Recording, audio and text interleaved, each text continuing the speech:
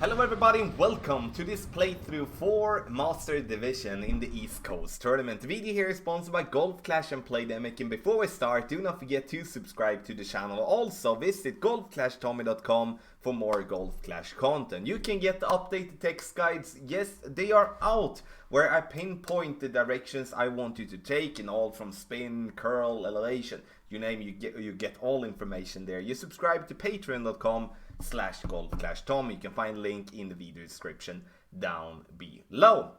So in this video here we're gonna follow the elevation chart on the right hand side. It's slightly different from the other divisions. Hole 2 and hole 6 second shot I've changed the elevation for because we play it slightly differently, and I like to have a firm elevation, not something in between. That doesn't mean it's the true elevation, that's a different thing. These are the elevations that suits with the adjustments that I'm explaining here in this video. Please let me know if you do have any questions, so let's go with the video. Hole number 1, and now we're going to play with the drive with full topspin and 3 bars side spin to the right. Here you can play with a more wind resistance ball if you want to, like the 3-point ball could be an option here, Centurion could be an option. You know, there's a lot of different type of balls that you can play with here, but I choose to play with a Kingmaker for the playthrough sake and for people that you know want to try to keep it on the low side using special balls.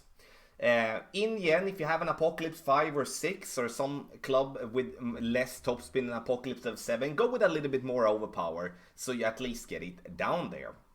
10% extra for the drive, slight curl to the right, and approximately 50% overpower.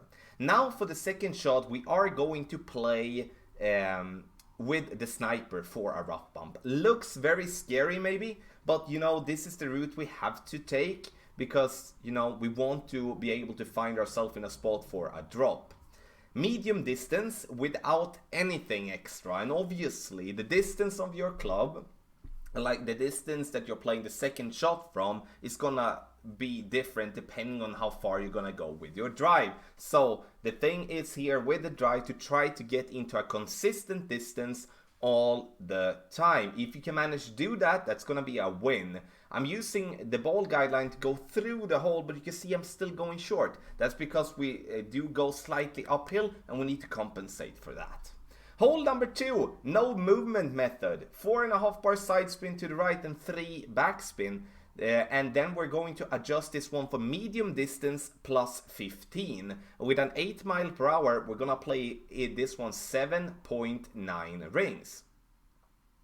And once adjusted the shot here, we're just gonna take the shot. So no movement means that we're not gonna touch the target until it's time to adjust our rings. And then obviously, you see we play with a wind resistant ball, wind 5, power 1, side spin 2. And side spin 2 is very valuable, as you in that case will be able to stay away from having to go somewhere in between with side spin.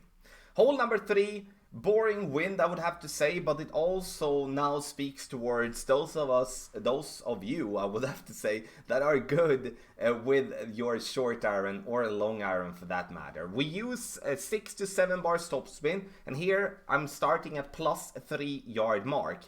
With an Apocalypse of 7 I would like to go with 7 bars topspin. That's what I would like to go with. And then in the end, once I've adjusted my shot, you're gonna see that we are into overpower, and then obviously that means that we will have to go with overpower. If you do want to play with a power 4 ball, I'm not gonna be against that, but once again, playing with a Kingmaker for the playthrough's sake, to show you that it's absolutely possible, get yourself up to approximately the same spot, or at least to a spot where the eagle is possible. But this is no albatross hole, we cannot reach for the green in 2. 10% extra for the drive. If we do have a power 3 ball, we most likely won't be able to reach over the rough. And that is because we are not going to have the distance. So we are going to bounce before the rough, trying to gain as much distance as possible, trying to then focus now to get a shot with our long iron. Here, you know, there isn't that much to say about this shot. Use the second shot club that gives you the most topspin, combined with obviously distance if you wanted to try to clear the rough. But if you are in the distance that I'm here, don't try to clear the rough, you won't make it. So just lay up and then we go from distance. No elevation for shot number 2. Shot number 3, now we're going to play this one without elevation as well. There are those of you that are going to play with an uphill adjustment here. I don't blame you for doing so. It's all about finding the elevation that works for you. For me, it's going to be without elevation, and I'm trying to find a line on the back end of the green here with my B52. You can play with the Goliath here as equally well, because the back end of the green will be very good for you with the ball guideline. Trying to just compensate for the wind push by aiming more to the left of the pin, and in the end you're gonna notice here that we still adjust a little bit too little. So the third shot here is so dependent on where you're gonna end up, and that's why makes this course even tougher. You know, sometimes you're gonna be in short iron range, sometimes in long iron range. Decide for what you wanna do. Decide if you wanna go with long iron or short iron, and then try to build your adjustment for that. Hole number 4, now I'm gonna show you 2 approach. One where we call it safe approach, is because it's a fairly easy drive. Blue ring by the rough line, you can see that I play with the rock. You can play with a quarterback as well. The only reason I play with the rock is because I had rock in my bag, so I just stuck with it. But I would like to have a club that gives you a good accuracy, good ball guideline, so you just can shoot yourself in front. Now we're going to play medium distance plus 10% for the drive, and you can see that I'm just getting my ball down there. No spin is involved, and the spin is then going to be applied now for the second shot. Now I'm going for a rough bump, and this rough bump might look scary, but it is not that scary, because a great right and a great left will still be fine. The thing that I'm looking for, you can see there's a funnel there, but in the end we're not gonna catch the funnel as we are too far down to the left there, and also we're having a wind that is not really gonna be that helpful. So in the end, if you're gonna play this route, I would suggest you to play with a wind 5 powered 0 side spin 3. So you have a side spin 3 to go with, which is gonna be super helpful, trying to catch the funnel, but also giving yourself a much better line on the green there. Great right, and now even though we aimed very close to the rough, that is all calculated with. And now great right, we just barely missed that shot to the right. No elevation whatsoever. Try to use the ball guideline with the sniper to get to its home. So now if we're gonna play this one more aggressively, and now you can see I'm playing with a ghost ball. We have 18 in wind. We do want to have between 15 and 16. That's ultimate wind, so that's gonna be most likely a berserker wind. But if you have a very low wind, like below 15 with a berserker, then you change to a globe or a ghost ball or something like that. Stretch out your target, let the white ring, the left side of the white ring, be by the sand. And if you don't understand what I'm talking about, rewind and go with it again. And here you can see we're coming in way hot, but that's only because obviously we're having such a high wind. We go with a full power hook, and we're using too little backspin. So the backspin we want to use 5.5 to 6.5 backspin, depending on wind. Having 16 to 17, we go 6.5. If we do have 15, 5.5 instead. And then we go the same type of shot there. And then we go max left, full power hook every single time. And in the end, we're gonna end up somewhere around the green, most likely off the green. But then we're gonna have a rough iron or a sandwich to the pin, and which is going to be, you know, obviously if you are crap from the bunker like I am, then that's gonna be a problem. But otherwise, you know, it's gonna be still a good opportunity. Hole number 5, only one approach, 3 back. I'm gonna play this one with the Goliath here to try to replicate the rings easier. And you know, I'm looking for, you can see that the ball guideline's kind of stuck for where we were there, and I want half of the red ring be inside the rough there to the right.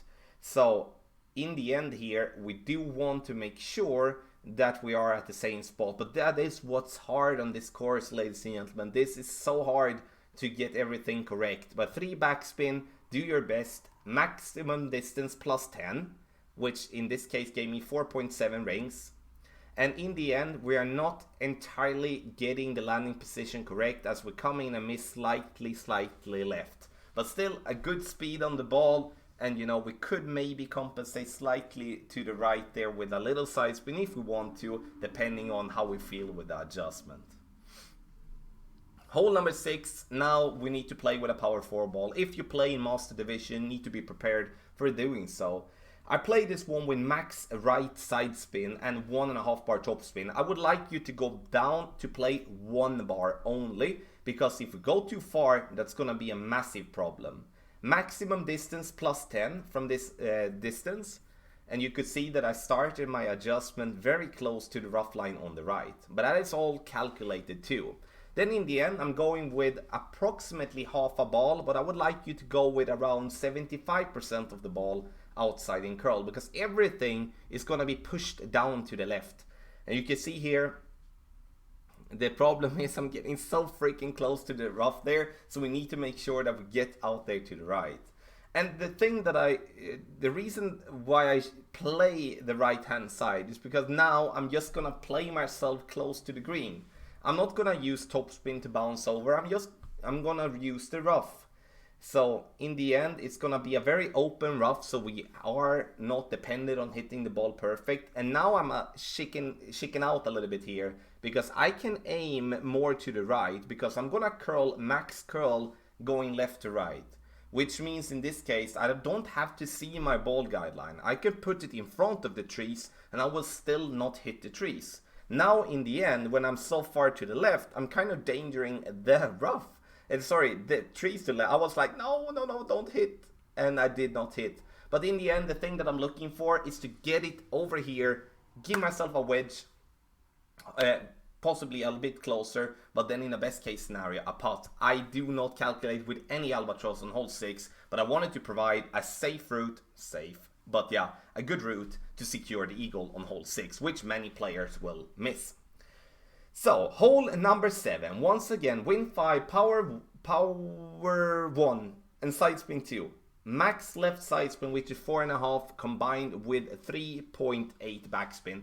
And the thing that I'm looking for here is to offset my ball guideline massively to the left. It's because we are slightly over adjusting this shot with the adjustment, but the reason we do that is to be able to compensate for a great left and great right. So yes, you can hit great left, great right, you will still be fine. The thing that I want here is that I want my ball come in on the right side, fall down, but I want it to come in even higher up. So I want you to move the left side of the yellow ring by the sand. And then you're gonna play it maximum distance plus 10. So, hole number 8 now. This is the toughest hole overall. Max, like, headwind, and then we're gonna have the cataclysm, obviously. Max top spin, 3 bars left spin, full blast over power, and half a ball of curl. You know, you kind of have to play it like this, because it doesn't really matter, because in the end, we need to get the distance, otherwise we're not gonna reach. 10% extra, start at +9, and here I would honestly suggest you to play, if you can, a 3-point ball. You can play with a season 10 ball, or a Wolverine ball, I think it's called Wolf ball, I don't know, something like that. Because this is a hole to just survive. If you get birdie here, be happy. There's gonna be plenty of pars on this one, I can tell you. Because even though we get the first shot on the fairway, which is hard enough, the second shot is not gonna be easy. If I do get into a position where I am just in max distance, I use 5 topspin, back up a little bit, and then I'm gonna use a little bit of overpower. The thing that I gambled with there is that I might roll into the rough on the back end of the green. So I wanted to make sure here now that I'm using enough topspin, so I'm not going to at least fall short, because it's worse to fall short than go long. So around 50% of overpower, and then we bounce there. You can see we're coming in hot, but we stay nicely on the fringe, so nowhere near the bunker and the rough, and we take the birdie, and you know, we're gonna run as fast as possible away from hole number 8. Hole number 9, and we're gonna play with the blue ring by the rough line. 3.5 bar topspin, as much side spin to the right possible, and then we're going to adjust for maximum distance +5. So, once we have adjusted here, we're gonna push up our target into max distance. If there is anything to push, then we're gonna, in the end, go with approximately around 50% overpower, but look at the curl. I'm using a little bit too much curl. We only need approximately half a ball of curl, not more than that, because if we use too much, we are definitely gonna clip the rough, and then we're going to not really have a problem to save the eagle, but we're going to take away the albatross opportunity. And with a tournament with so little opportunities, hole 9 is honestly a must to give you, because where do you find opportunities otherwise? So we need to really think about that. Here for the second shot, I have a trick here where I'm using as much side spin to the right possible, combined with 2 to 3 bars backspin depending on how far I reach with my drive. Reason I play with the side spin like I'm doing there is because I want to prevent myself from dropping down into the sand. And then in the end, we're gonna play this one with a minus 10% over adjustment, and then going to take our shot. So in the end, we missed there to the left, but it's still fine, and we do manage to go through the round without any mistakes. You know, this is gonna be one of the toughest tournaments in 2019. I can call that one already. I do see it's gonna be highly unlikely to see people shooting better than minus 14, minus 15 over 9 holes. I'm here to obviously try to prove that to be wrong, but in the end, we have never had this tough tournament before, and I'm super happy with that. In the end, make sure that you make a comment in the comment section below if you do have any question. Thank you so much for watching, and good luck in the East Coast tournament.